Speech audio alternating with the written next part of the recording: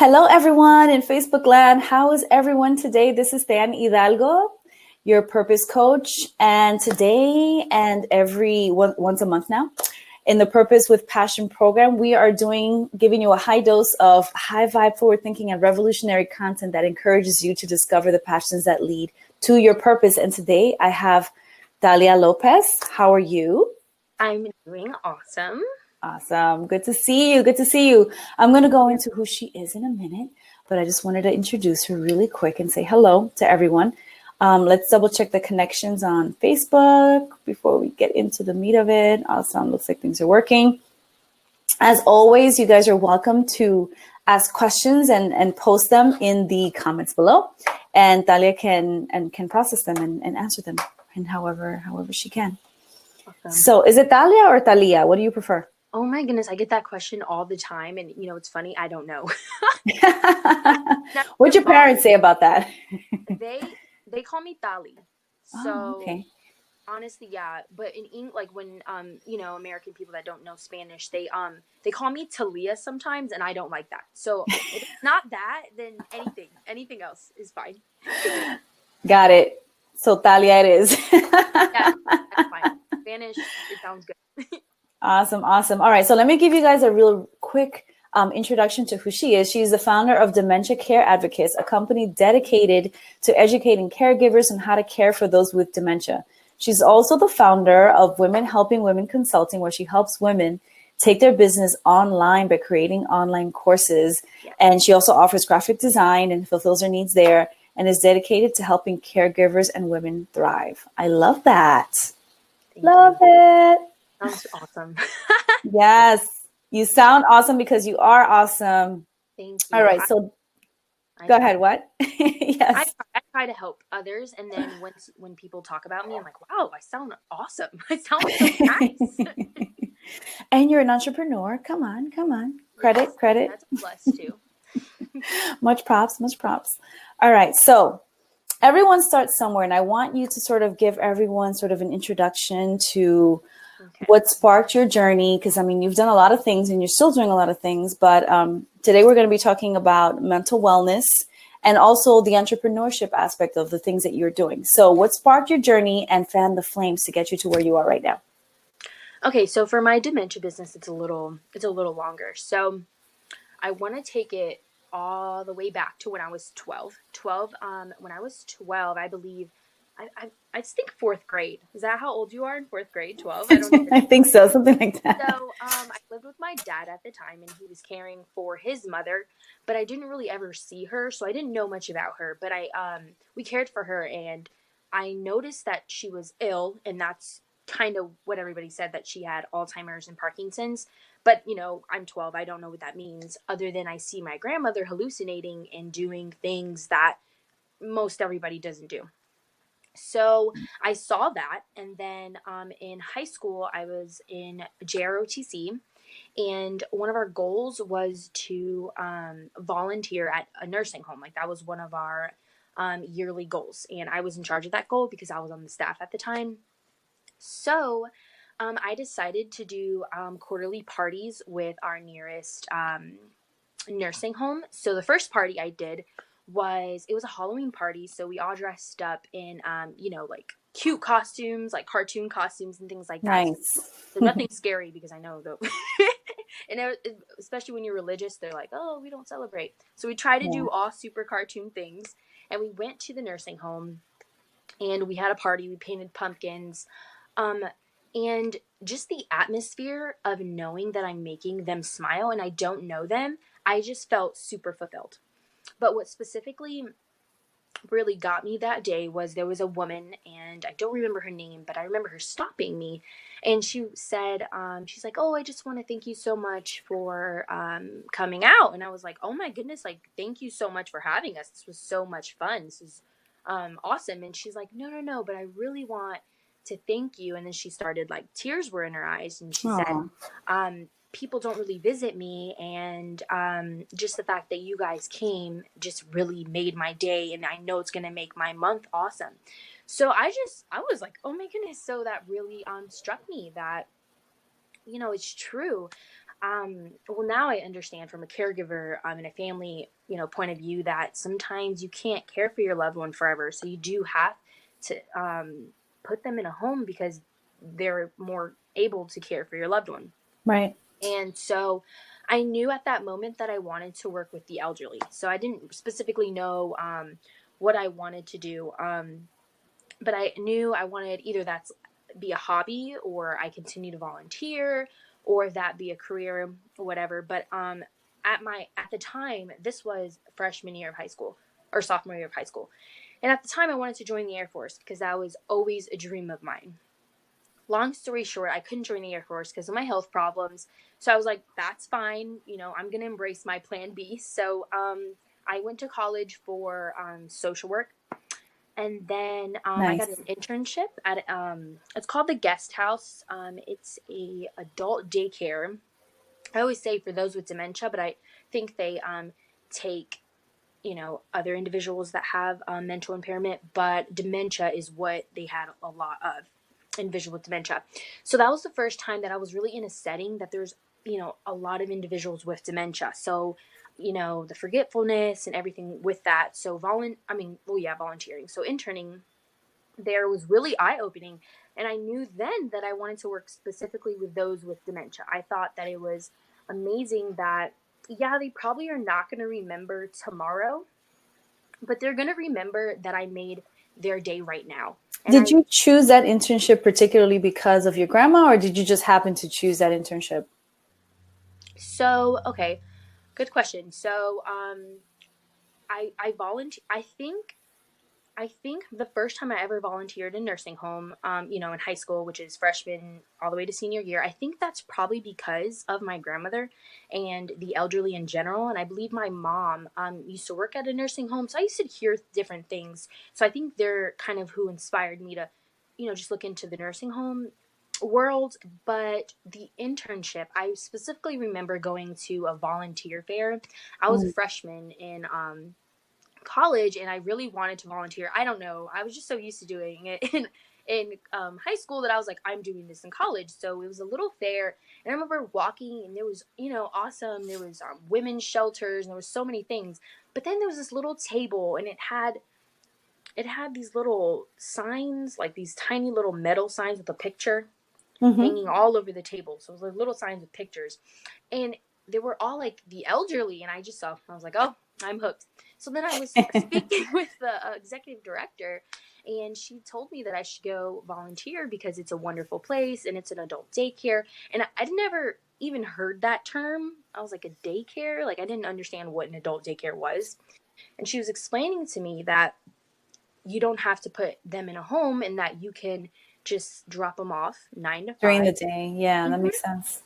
And then when you're home, they're there and everything's okay. So I thought the idea of that was super interesting. And I think I just had a Mm-hmm. lot of experience. So I think I just went with what I knew, which there was other volunteer opportunities, but I knew if I wanted to advance my career, that as much experience in the elderly as possible that I could have would be awesome. So that's Absolutely. why I chose the guest house and I stayed there for a year. I volunteered 2 days a week and I thought it was awesome. Nice. I Loved feel like it. I'm something. Oh, yes. So I knew the dementia. I loved working with those with dementia. So I also worked, actually worked as a caregiver. So I was a living caregiver for a year, an individual with dementia, and then I was a caregiver for 500 other individuals throughout college. So I actually, worked, volunteered, and studied that. But in social work, you didn't really specifically learn dementia. So I was like, okay, I love this, but I need to specifically learn about dementia. So I became a dementia specialist through a different program. Right. That makes sense. Mm-hmm. Awesome. So So yeah. you're trained, you did social work, and you've had so much background now in helping people to merge in nursing homes, like volunteering and all these different Yeah. things. So, I mean, you have all this wealth of information. How did you decide to turn this into a business? Okay. So um, her name was Miss Bonnie. I want to say, yeah, the first woman I really worked with one-on-one caregiving, because volunteering, that's different. You just go there to spend time and do activities, but Right. actually caregiving, was the living care. I did living caregiving, and her name was Miss Bonnie, and she was awesome. It was just me and her living in the house. So she really taught me a lot of things. So it's one thing to see someone with dementia in a nursing home, like a visit, but it's one thing to spend every day with them, like 24/7. Oh yeah. So I started to realize, and this was my freshman year of high school. I mean, college. I started to realize, I'm like, oh my goodness, like this is actually super difficult. And with my years of experience, I still was, there's still things you don't know. So when I decided to do the dementia specialist program, I learned so much that really would have helped me, because I did that the last year of college. That would have helped me care for Miss Bonnie, and I know would have helped so many nursing staff that I worked with, throughout high school and all of that. So basically, after college, I made it my goal. I was like, okay, I'm educated and I have experience. And from my experience, I can see clearly that with education, that made my caregiving so much better. And so I also joined a lot of support groups on Facebook, and all of them are asking questions, like the basic dementia questions. That is like literally what I learned in my first class through the dementia specialist Right, program. right. But my dementia specialist program was so expensive. Like, I think, I don't remember how much it was, but it was hundreds and hundreds of dollars. And as a family caregiver, you're already going through, like, that financial crisis probably. And so I wanted to make a program where families can go to, and nursing staffs, when you don't really understand dementia and you don't understand dementia caregiving. To So make I it had, accessible. Yeah. yeah, Cost yeah, effective. be Yeah. accessible, because you can look up. I see a lot of people, they look up how do you get them to stop repeating themselves, or how do you get them to do something else. But overall, you need to understand why they're doing it and what dementia is and how their behaviors are dementia. And so that's why I decided just to put a program together to educate families and nursing staffs, because I also noticed that nursing staff, not all the time, but I saw a lot that they are educated in the healthcare aspect of caring for an individual, but they're not educated on dementia specifically. And dementia caregiving is so difficult if you don't really understand what you're doing, especially family caregivers. They probably have never experienced this. So that's my mission, to educate them. Oh, that's About awesome. I love giving. it. So, I mean, a lot of the stuff is you also watching, all Mm-hmm. these individuals and also the families that are involved. So there's a lot of, I call it turning pain into passion, right? Because Mm-hmm. you basically found a sore point that people are experiencing in life, right? They're Mm-hmm. experiencing these family members who are ill, and they really don't understand what to do with them. They don't understand the disease itself.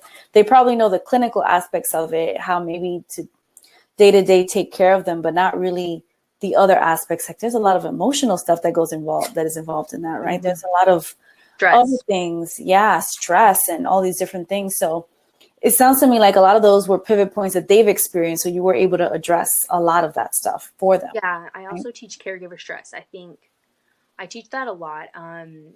Yeah, so I have two courses. So the first one is what is dementia and everything that comes with the diagnosis. Right.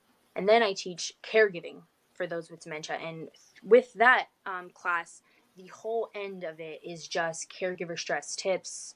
First of all, how to recognize it, just really everything you need to know, because you can't pour from an empty cup. So Absolutely. I do focus on that for sure. Yeah. So that said, I mean, it's such a tender topic for so many people. And I mean, I have such a huge heart for them. My grandfather also suffered from Alzheimer's Mm-hmm. and dementia too. So I get how it was. I didn't experience it. My mother did, but I Mm-hmm. saw pieces of that, right? Just Yeah. like kind of you did when you were 12. But he never lived with us. So I never saw it like firsthand day to day. Mm-hmm. But it's sensitive, right? It's like, oh my God, this Yeah. is such a serious condition. So how do you stay positive when you were helping all these people in all of your the schooling that you did and all the aspects that you did? Like, how did you stay positive through all that stuff? Okay, I think two things. One is that I kind of mentioned it before. Take it like you walk into the situation like, how am I going to make this day great for them today? Because they probably won't remember it tomorrow. And, or they might remember it. They might remember the moment, but they might not remember who you are. So there's so much that comes with dementia. But I really try to focus, because it's kind of sad when you care for an individual one day and then the next day they hate you, and then the next day they absolutely love you and thank you for caring for them, and then the next day they're like, I hate you, like, get away from me.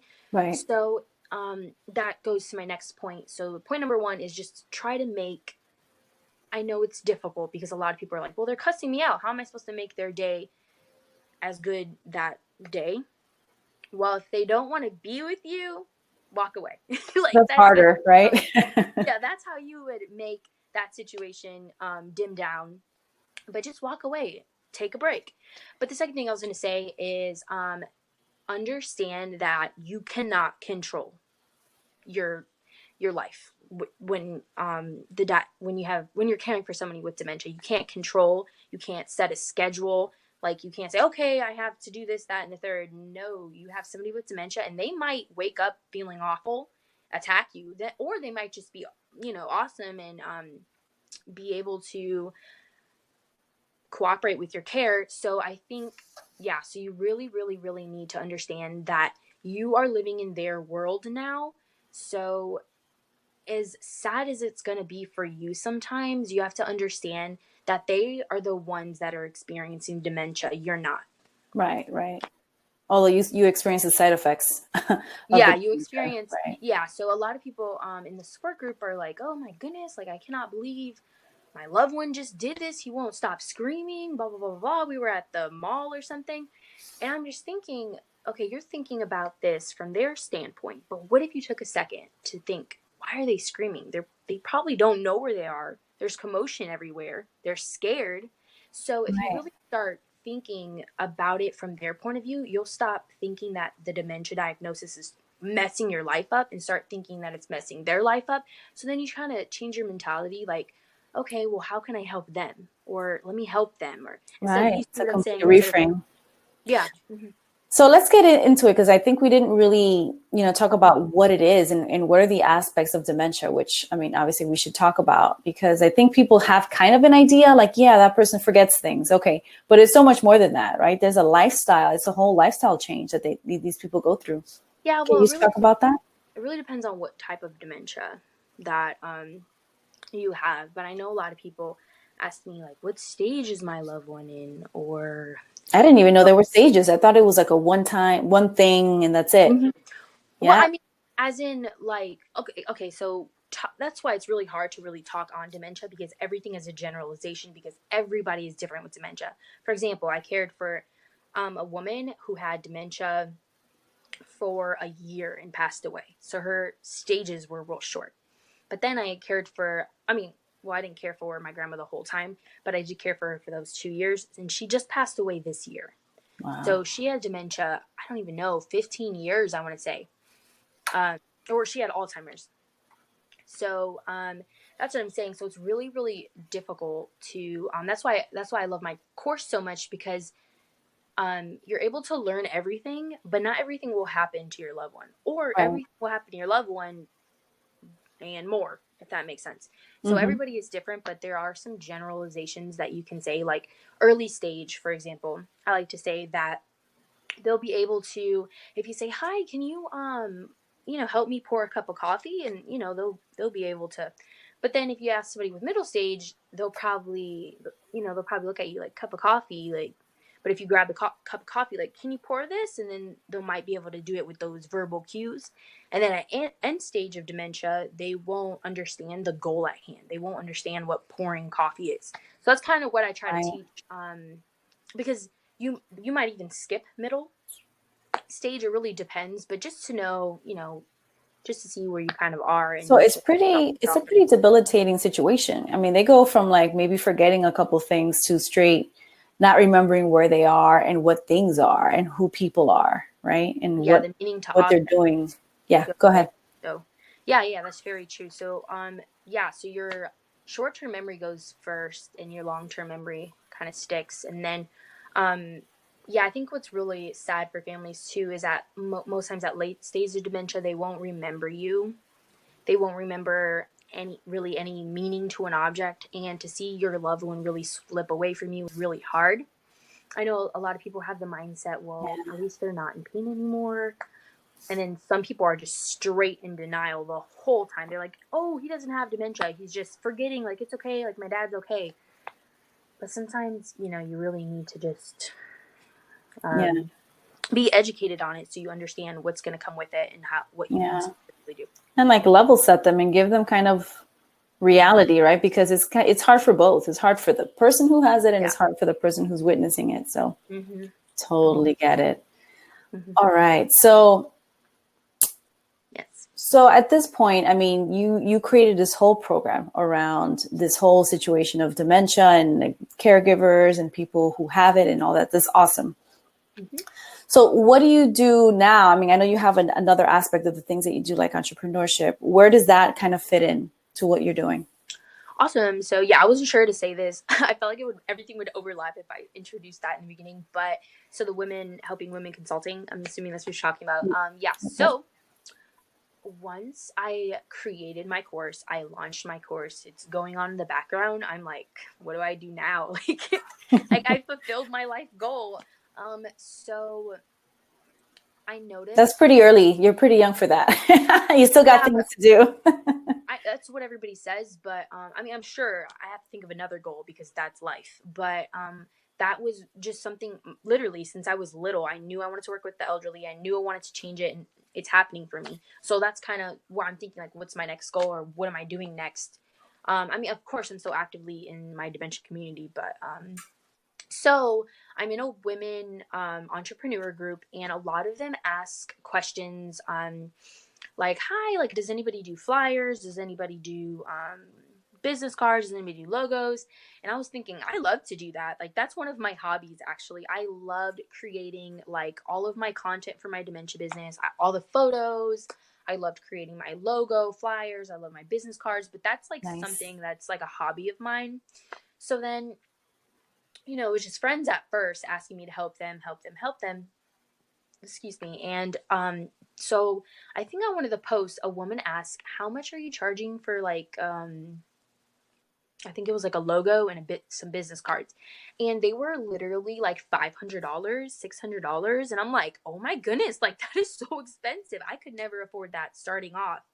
Right. I mean, I'm not trying to diss graphic designers because I think they're awesome and some of them are probably worth more than that.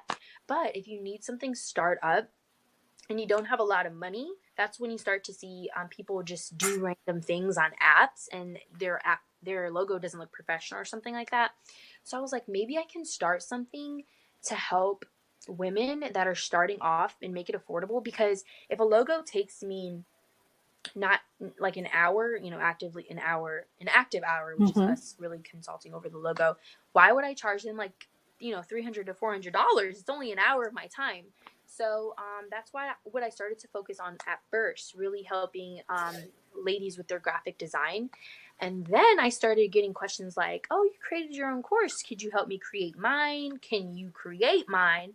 And the whole point of being an entrepreneur is you can do kind of what you want. And I don't love to create courses for other people because it's hard to create something that I'm not teaching, if that makes sense. It's Mm-hmm. like I'm kind of the middleman. Mm-hmm. So I decided, why don't I just do a coaching call where I can coach you through the programs I use to create my courses, how I marketed it, how I created absolutely everything, and what everybody loves about my course, what you should have in your course.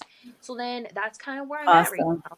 I'm That's helping. So awesome. I rather I'm doing a couple courses, and that's, and not everybody has time because that's very time consuming to create a course. It is. But that's what I'm kind of doing right now. I would rather just coach them through it, because why spend thousands of dollars when you can literally just do it yourself? Yeah, absolutely. Although not everyone has the time to do that, but I But not totally everybody has agree the with time to do you. that. So I like where you're going with this. I see a couple of like patterns for you, which is that you like to make things accessible for people who are yeah, struggling. And that is true yeah. for your dementia business as well as your entrepreneurship That's so. business.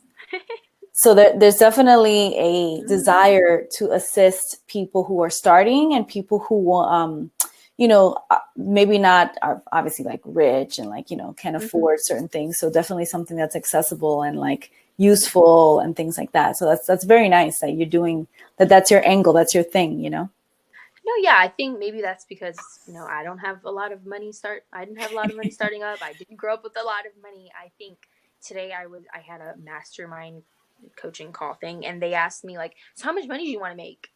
I was like, "I don't know." More like, how many people do I want to reach, and how, much of an impact do I want to be? But I have no clue how much money I want to make, like what my like actual goal money is. I don't know why. That's definitely not something that I think about. I wake up every day like, okay, let's make this 10K today. I'm a big fan of what you just said. I'll tell you why. Because so I have this whole passion live series, and I also have a course on being purpose driven. And so the number one question is your why, right? Mm-hmm. And the why is not about the money usually. The Mm-hmm. why is a deeper seated, like what you said, like who do you want to help? How do you want to impact? Like Yeah. what changes do you want to make? What problems do you want to solve? Like those are usually the things that people are talking Mm-hmm. about when it's a deeper why, and superficially the how is going to make you money, right? Because you're going to have Mm-hmm. a program and all these things have to sort of happen from a systematic and practical perspective. But on a deeper level, your why is actually what you said, which is how can I help people, right? Like at the end of the day, my entrepreneurship, my dementia program, all the things that I do are actually helping people, Mm-hmm. on the other end, right? Absolutely. Yeah, No, yeah. I think that's super, super, super important. That's what everybody asks me. I think anytime I go anywhere, they're just like, dementia? Like, where'd you get that from? I'm like, I don't know. I was born for this. I'm not sure. Yeah, it's a lot. I think my whole life that's why I told the story in the beginning. Like, I don't know if it was the moment. I don't know if it was my grandma that, fired this, or the nursing home, or the guest house. I'm not really sure. I just feel like this is just what I'm meant to do, if that makes sense. So I can tell you that it's a combination of dots. Hmm. I call it the dots to your purpose because yes, probably your grandma kicked it off because that was your first exposure. Yeah. And then all these different aspects kind of started presenting themselves to you because you showed an interest. Hmm. And once you start getting interested in something, that's when things start appearing for you, Yeah. you know? So Yeah. slowly, little by little, that's how it works. Yeah. So it's great. I love it. So, I mean, compared to the people that, your friends and other folks who went to college with you and all that, like how have they, supported any of some of this work that you're doing, and like, what are they doing? How far along have they been? I'm curious. Okay, well, that has a lot of different answers. So, first, let's kick off the friends. So, I can say that none of my high school friends, none of my college buddies, they are, yeah, it's, how they say, like, tell me who you walk with and I'll tell you who you are. I'm like not a believer in that, because I am nowhere near anywhere where my friends are. So, after I graduated, I decided, all right, I'm cutting off all negativity in my life, and people that are not going to promote me to do better. So, yeah, so finding That's awesome. friends in this, entrepreneur world is a little weird, a little different, especially I work with those with dementia. So I can say a lot of my friends are over 50. But anyway, so back to the other question. So let's see. I would say there's not a lot of people, or a one person that has really driven me to what I'm doing, but I do believe like people have influenced me personally. So, Yeah, for example, my mom is a boss. So she's literally like the definition of, she's an actual boss, but then she has the boss attitude. So she's always told me, like, you're going to be a CEO, but then I decided to be an entrepreneur, which I know entrepreneurs are same. CEOs of their thing, but I think my mom wanted me to be the easy CEO. I mean, it's not easy to be a CEO, but the Yeah, without risk CEO. right, right. So she created that boss mentality inside of me, and then my dad is an entrepreneur, but like not many things have worked for him. So he's like, "Oh, let me try this and then this and then this." So maybe I get that from him. And That's amazing. Love it. there's a couple other people. So him. Oh yeah. And then I had this. I was in a lot of scholarship programs in college, and there was a specific Hispanic one I was in, and her she was my advisor, and she was leaving. So yeah, so I knew her for 2 years, and then she decided to leave to go to a different college, but she wrote me a little card, and she was always somebody I went to when I had advice about, college, because my parents didn't go to college, so there was not really much, you know advice that they could give me that was from experience. So she was kind of like my mother, but she was younger, but I would say she's kind of like my college mom. But she wrote me a little kind of card thing, and she said that she was leaving, but she's so proud of who I am, and that she wants me to stay who I am because she knows I'm really going to make it big one day. And I think having that validation, or having, somebody support you, that's not your family, because, your family's, I feel like they have to support me. If they don't support me, that's messed up. They support you no matter what, right? Absolutely. But to have some outside person that you actually look up to say, like, you're gonna do good, and I see you, like, she told me, like, don't ever stop, it's gonna be okay. And I don't know, she was just touching things in me. So I think back at that, like, when anything goes wrong, I'm thinking, it's okay, I'm okay right now, and I'm gonna make it. This is just, a little bump. And then there's this last person. She was a leadership teacher, or professor. Sorry, she was a leadership professor, and she was straight up with me. There was 10 people in the class, so you know how those kind of classes are. They're super, like, personal. So I guess I was like a goody two shoes. So, I sit in the front of the class, and I do all the work, and I answer all the questions correctly. So she told me, she's like, what your problem is? And I'm like, what? And she's like, you are too black and white, and that's why you're scared of failure. And when you fail, you're going to crash and burn because you just want things to be black and white. And she's like, the world is not it's gray. It is as gray as can be. So you need to just go for it. You just need to stop, because I am so black and white. Like, if I don't know what the outcome of something is going to be, I won't do it then. So she started, she kind of started that little Good advice. So that's kind of why I was like, I'm just going to start Dementia Care Advocates, because, I had to file for the LLC, and there was different things I had to do while I was still kind of in college. So she kind of fueled that for me. And also, she's the reason I'm with a wonderful man today. So I have to say. Oh, that's nice. Great side perk. It's the gray area. She's like, just go for it. Nice. I love it. So that said, I mean, I know you've had a lot of great influences. How do you now, like, continue to master what you're doing? Because, like, you've learned so much about dementia. Is there more to learn? Is there more to practice? Is there more education? Is there more mentorship? Like, how far does that rabbit hole go for you? Okay, so for the dementia things, I think, obviously there's no cure, and one day maybe there'll be teachings. But so right now I'm really focusing on caregiver tricks and tips. And, like, one, for example, is a lot of people say, how do I get my loved one to eat? They do not. They look at the food and they don't want it. So a trick that I learned was, if you put it on a red plate, they're more likely to eat. And I think like 80% of those with dementia are more likely to drink from a red cup. So, like, those are just tricks and things like that. So literally, if you just spend time not even researching, sometimes, because I'm in the a lot of dementia support stuff, so they're just throwing around tips.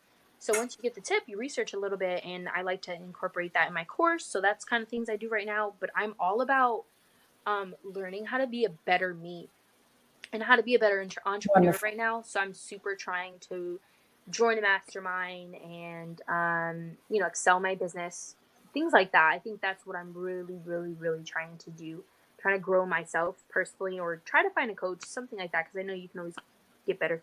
Yeah. I mean, you're basically kind of like a coach anyway already. Even you're consulting, but you're basically coaching these families on how to be better and how to care for their people better. So, and coaches always need coaches. So for sure. Yes. For sure. So now that you've discovered, like, this passion that you have for, well, a couple of things, like, you can have multiple passions, right? Mm-hmm. What do you think are some of the beliefs that stop people from, like, going out there and pursuing it? I know you said you were kind of black and white, and so you developed that gray area, thankfully, to someone who kind of taught you about that. What else do you think stop people from pursuing and finding meaning and all that stuff? I think that was a good one, the gray area. But I think, I don't know if this is considered gray area, maybe, but specifically, I know a lot of people that are like, okay, I have a good 9 to 5, and I don't love the 9 to 5, but it gives me money. And I know that they're scared to just totally like go part-time with the 9 to 5 and spend that other time working on a business that's not going to make them money at first. I think they're scared, but it's not making me money right now. Yeah, it will, but you gotta it's going to take months, maybe even years. So I know so many people that are like, not, they don't want to do that because they want that stability, and they And want that black security. and white paycheck. They don't want that, oh, I might make money from this, I don't even know, this is an idea that I have in my head. So Yeah, for sure. Absolutely. And negativity too. I think we're always surrounded by people who are yeah, negative Sallys and who are always down talking our ideas, right? Which is absolutely. why I always tell people, don't tell anyone until you have it down on paper and you're solid with what you want to do. And then Yeah. go after it. And then I have reasons why I will work. Yeah. Especially you. Especially me. Yeah. I love it. I love it. Is there anything else you want to mention about dementia, about your program? Like how can people connect with what you do? Okay, absolutely. So, my website is dementia care slash, or not slash, is that a hyphen? I believe dementia care hyphen, is it hyphen or dash? Dash. Dash, I don't remember which one. Hyphen. Same thing, I think. No, one's longer, I think. Anyway, so dementia Dementia. care dash or hyphen advocates.com. And so, depending on what kind of caregiver you are, if you are a family caregiver, a personal caregiver, which is like somebody that cares for somebody in their home, things like that. Like that's what I was. Or if you're nursing staff, there's 3 different categories. So just click on your category, and then on that page, it teaches you, or it tells you everything that you would learn in my course, like specifically everything you're going to learn and get out of my course. And so I have the prerequisite is what is dementia course, and you're going to learn everything on everything from the diagnosis to end stage of dementia. So you're going to learn the stages, the symptoms, all the different types of dementia, all the symptoms with each type of dementia, and a lot of other things. And what I really love about that course is I actually have things written from those with dementia. They're called letters, Nice. and letters to the caregiver. I have one friend, he has dementia, and he specifically is like a little letter. It's saying, they didn't tell me that when you have dementia, blah blah blah. So he's going through everything that is like a misconception about dementia. So there's just so much good on that. What is dementia? And that's a prerequisite to how to care for those with dementia. And I have Absolutely. letters in there too from individuals with dementia saying how they want to be cared for. And you learn every behavior, how to manage each behavior, how to help them with the activities of daily living, and you learn about caregiver stress, which is so very important. So, Yeah, absolutely. I love it. I mhm. put your Facebook one, so I'm assuming that they can find Yeah, your click page from there as well. but send me a message. I love listening to Yeah. stories. But yeah, you can just click, I think, go to my site from the dementia from my Facebook page, but it's just dementia Yep. care dash Dash advocates.com. advocates. Awesome. Okay, awesome. So if you guys have any questions at all, you can comment below and I'll send them to Talia. And as well, you can find her on Facebook. And are you on Instagram also? I am. I have 3 Instagrams. So my Nice. yeah, it's crazy. So the dementia Instagram is Dementia Care Advocates, and then I have a T-shirt line dedicated to dementia awareness, and that's called the Nice. Advocate Store. Then I have my personal Instagram, which is always.advocating. So Nice. I love that. I love that name. awesome. Very cool. All That right. somewhere. So, any final thoughts on what you're doing and also inspiring people to pursue what they love? I think something I didn't talk about was like I said about because I told you that I was a very black and white person, but then I also said that people are most afraid of just going for it. And I just want to let everybody know I didn't just go for it. I was pushed. Because, yeah, so something Kicking and for, screaming, huh? yeah, yes. Yeah, actually, yes. So after college, I was like, okay, I'm going to get a big girl job so I can fund this dementia care advocate stuff. So I had an awesome resume because, I had the internships, the experience, like the actual caregiving experience, the volunteering, the actual education, the social work education. And I could not get a job. I'm saying I spent months and months trying to Wow. find a job. After 76 applications, I stopped counting. Wow. And so I was like, what's going on? But I was like, okay, I still need a big girl job to fund this dementia care Why do act. you think that is? At Um, the time, at the that time, is. that was society. My mom. That was a society. I feel like, you can't just be an entrepreneur when you have no money. Like, I think you have to get that job so that you can have that means, or you can get a loan. So either way, I wasn't going to be in debt though. So anyway, so that was my first like roadblock. And Oh, so what I mean is why do you think it took 76 applications and still nothing? Was it a sign of the times? Like there were oh, no jobs available? Like what was going on? absolutely not. I had what are the interviews, and they really love me. Okay, I know the difference between when they love you and when they don't love you, because I've had those too. But Yeah. they really, a lot of them really did love me, and I went to the second applicate or the second interview, even the third one time, and it was just always somebody that was more experienced, that looked older than me, that was had that 20 plus years, and I didn't have that. Out of college, I really didn't have that. I had the passion more than anything, but passion, experience, for some reason people think that's more important, but whatever, that's okay. So but that was my first heartbreak. My second one, I actually got a minimum, not minimum wage, but it was like a minimum job, which I was super upset because I worked my whole life and I really wanted Right. to send Dementia Care Advocates. So I got just this regular job. Long story short, my health declined and I was like, oh my goodness, I was like in the hospital, I was bed bound. I have a lot of if you know about, Crohn's disease and Mhm. IBS, things like that. So I have all that, and so I was home for months, and I had to quit my job, and I didn't have anything. So then I was like, Jesus, like, what are you doing? And he was like, you have a job already. You just had to create your course. So that's when I really started I to mean, work. that's what I think the 76 failures were. He was like, Hello. like, decline, what are you doing? You have a job already, you just have to go to it. Get So it out I there. did Dementia Care Advocates. That's literally in the time that I was at home.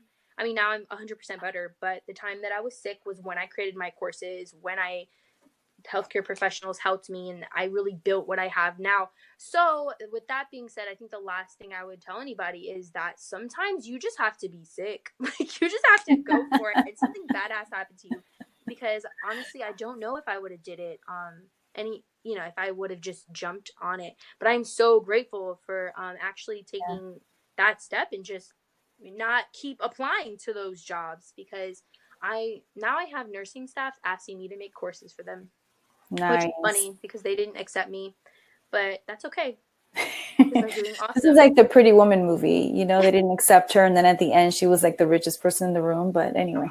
And I'm helping everybody, and I'm so happy to help caregivers. I think that's awesome. So, God does different things for different people, and that's just my thing, and I'm grateful for it. Well, I'm a big advocate of thinking that, what you're meant to do is going to, sometimes it comes after you too, Yes, it was right? changing. Yes, It was chasing you down, whether yeah. you wanted to or not. So, Oh my goodness. Yeah, it was bad. Which is another thing. I think society makes you feel like that's what you have to do after college, right? You have to get the job. But I don't know. I'm so grateful that I was able, my business was able to thrive. So, absolutely. Love it. Love it. Love it. Love it. I'm so glad. And, like that saying that goes, if the life, God, universe, whatever you want to call it, it throws you a couple pebbles, at your window, and then it starts throwing you bigger rocks, and then it starts throwing you boulders, which is what happened to you, right? yeah, yeah. And if you Gotta don't pay go. attention, it's going to start beating down your door. Gotta So, answer that call. Answer them because answer the it's call. real. Yes. And that's the passion that you had inside. So I love it. Love it. All right. So you guys can reach her on Facebook and Dementia Care Advocates, and you can find all her details there. And if you have any questions at all about, dementia or about entrepreneurship, Mhm. she is available to answer them all. Yes. So Thank you. I honor you. You're doing amazing work. Thank you so much. It means so much. Yes, you are incredible. I love that. I love what you're doing, and I love the passion that you have for it. So yes, thank you. all right, guys. So thank you guys so much for joining us. As always, I am your purpose coach, and today and every month we have a weekly dose of high vibe, forward thinking, and revolutionary content that inspires and encourages you to discover the passions that lead you to your purpose. So I'll see you guys next month, and I'll see you on the passionful side. Awesome. Bye, Talia. Bye.